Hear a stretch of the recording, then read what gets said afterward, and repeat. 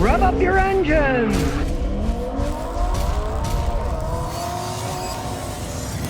Here's a 2004 Highlander. You're going to understand why people buy these things. The guy bought it years ago for $4,900. He's put almost 100,000 miles on it. Now, in all those years, he had to do some work, but it really isn't the vehicle's fault. The fault is he lives in Massachusetts. So, control arms would rust off, brakes, suspension parts, because of all the stinking salt they use on the road in the winter. It's going to eat them up. Now, interesting enough, the body doesn't rot away because it was all done correctly by Toyota. When they made these things, even this older one, they put them in zinc-based primer, electrostatically charged. The bodies, they don't rot away.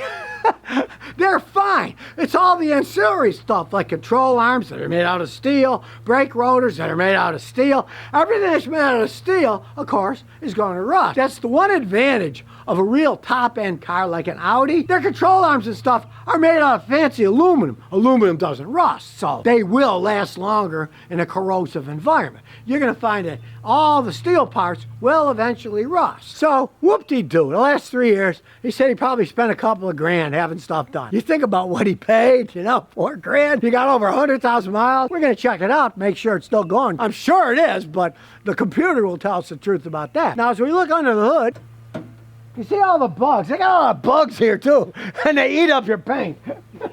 V6 engine, Toyota's electronic variable valve timing, which works great. But it's a 3.3 liter engine with a rubber timing belt. I did recently have a timing belt and the water pump changed, which is a good idea because, lo and behold, this is one of the few engines Toyota ever made that's an interference engine. The 3 liters weren't, the 3.5 liters weren't, but the 3.3 liters were. Who knows what they were thinking about? They don't make them like this anymore. The only company that I have a beef with is Honda today, because Honda's still making V6 engines with timing belts that are interference engines. Everyone else has timing chains, but no. They got some weird idea. I guess they don't want to spend the money swapping their productions over, but these are very good engines. Change the timing belt every 100,000 miles or so, and you're not going to have any problems. But I do have to tell you the truth. Okay, I've been working on cars for 55 years, and I started working on Toyotas in the early 1970s. You know how many broken timing belts I've seen on these V6 engines? None! And I've seen people with 350,000 miles with still the original timing belt. They're made that well, but if you're not a riverboat gambler, you might as well change the belt in the water pump every once in a while just to make sure bad things don't happen to you. But they are that well made. Okay, it's a Toyota. It's running smooth. I can hear the fan belt making a little bit of noise. Who cares? It's been raining. It's wet, right? Original AC compressor, it still works. The alternator is original. Most of the parts are still original, you know? And since it's made in Japan, you know the quality is good. Now the seats are starting to fray from age. This is a work vehicle. You can see lots of stains from work-related things. But when you pop the seats back, hey, there's all kinds of room for storing stuff. Now it's got 214,000 miles on it. It's all-wheel drive.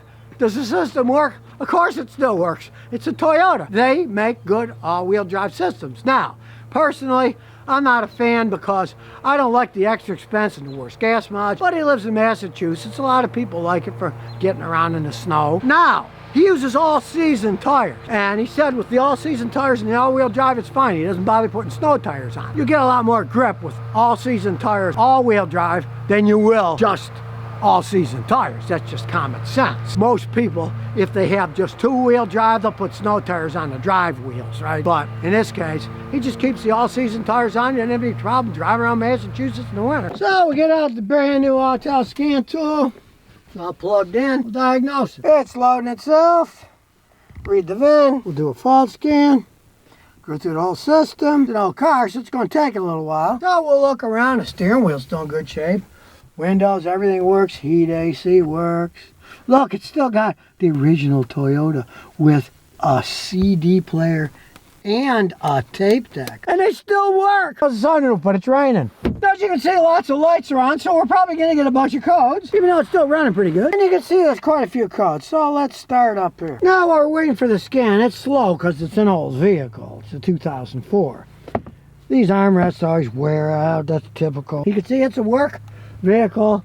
It's been to Hades and back, but it's still going. And since all these lights are on, I expect some codes. So far, there's 14 codes. You can see he's got the old radio, but he's also put in a Sirius XM so he can listen to music he wants to listen to and not be limited to old tapes or CDs or even older an AM FM radio. The patient with these old vehicles has been a few minutes and now it's 63% done. These old cars had much slower computers, so interfacing with them does take more time. Now we're up to 72.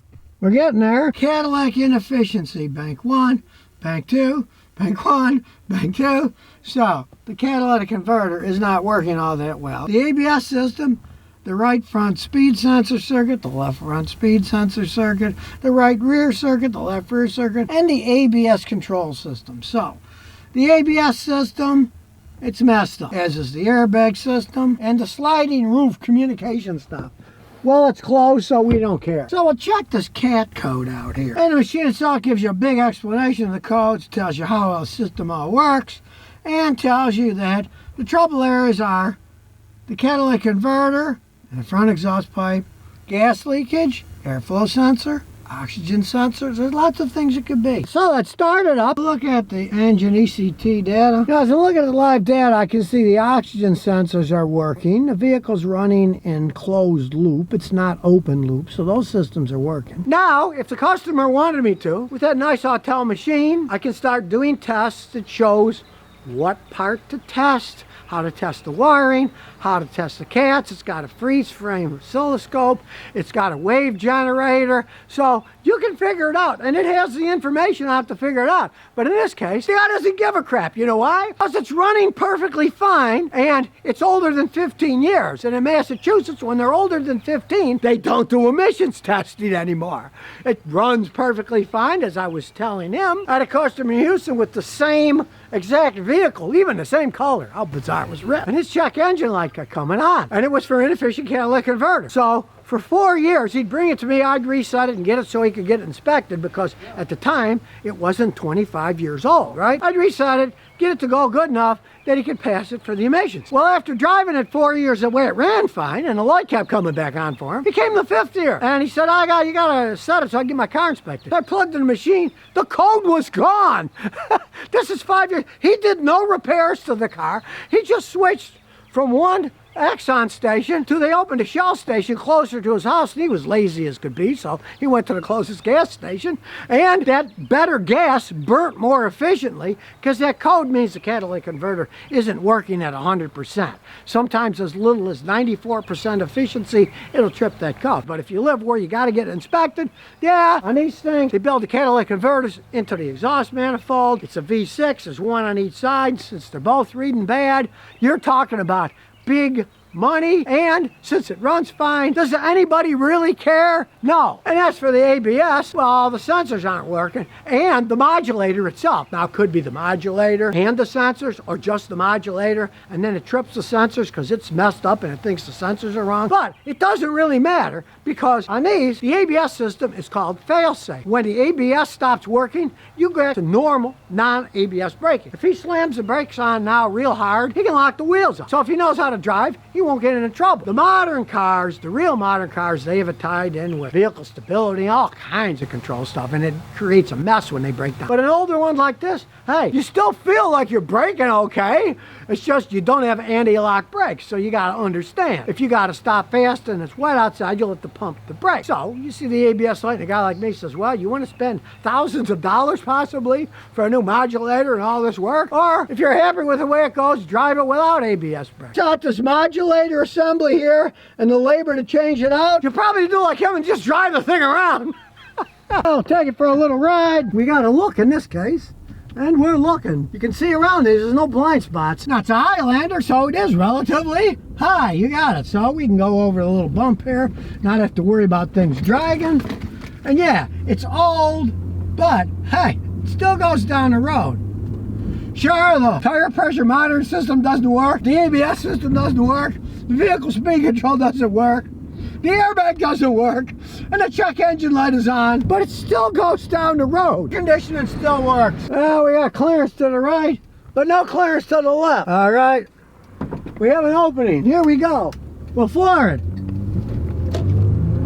Now that V6 engine sounds great, still shifts like a dream, even with 214,000 miles on it. And truthfully, it is a blessing that it's over 15 years old, because now he doesn't have to do the emissions testing, so he doesn't have to fix all these stupid lights that are shining and flashing. Still rides pretty good, corners pretty good, makes a nice work truck. You can see he works the heck out of it. You're high enough up in the air that you can see where you're going. And being all-wheel drive, hey, doesn't get stuck in the snow. And he's only using all-season tires. And it's got 214, but I mean, I've seen these things with 514,000 miles on it.